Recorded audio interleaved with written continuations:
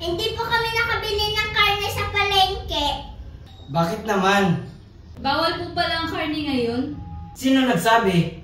Yung nagtitinda po ng isda. Di naniwala naman kayo. Siyempre, strategy nila yon para yung isda ang bilhin, hindi yung karne. Ganun ba, Dad? Alam mo, Dad, bibili na sana kami ng isda. Kaso nga lang may tumawag dun sa number nung nagtitinda ng isda. Umalis saglit. Kaya yung napagtanungan namin, yung kabilang tindahan. Oh, di bumili kayo. Bawal din daw ang isda ngayon. Sino naman nagsabi? Yung katabi pong tindahan, yung nagtitinda ng gulay. Siyempre, strategy nila yun. Ay, naku, para bilhin mo yung isda, bilhin mo yung gulay, ganun sila. Ay, iwan ko sa inyong dalawa. Huwag kayong magpadala sa strategy. Oh, bumili kayo ng gulay. Hindi po kasi puro ng ampalaya.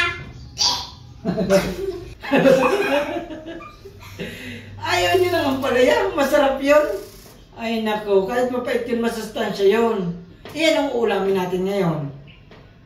Okay lang, Dad. Nag-ikot-ikot naman kami sa palengke.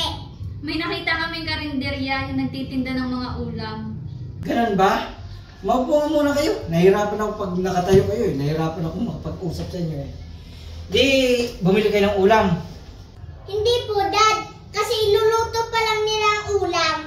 E di sana, hinintay nyo na lang maluto yung ulam. Isaglit lang naman lutuin yung ulam eh.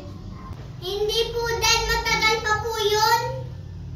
Naubusan kasi sila ng gasol, kailangan pa ng panibago. Hay nako, wala na tayong ulamin yan. Inikot nyo na ang palengke tapos puro palpak. Puro palpak na lang ang ano nyo. Walang isda, walang karne, walang gulay. Pati ulam, pati gasol na wala. Ay naku talaga. Ano na lang ulamin natin yan?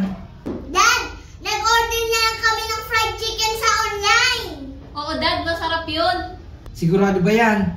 Baka mamaya, bukas pa yan darating. Anong oras pa tayo makakain? Oo, Dad, sigurado yan. Pero mga alas 10 pa ng gabi dadating. Ha? Bakit naman? Ang tagal naman yan. Alas 10 pa.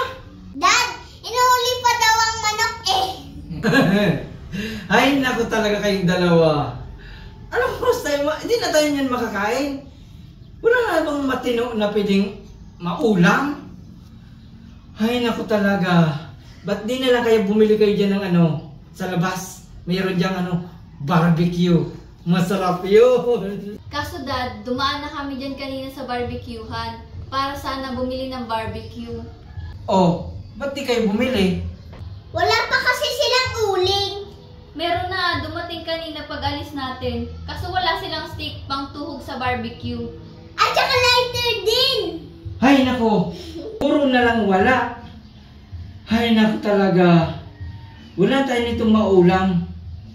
Mag-ano na lang tayo ngayon? Magkarne. May karne pala tayo, Dad. Oo, meron. Ito, karne. Karninas. Ito na lang ulam natin. Masisirang ulo ko sa inyong dalawa. Ulam na lang. Ay, naku!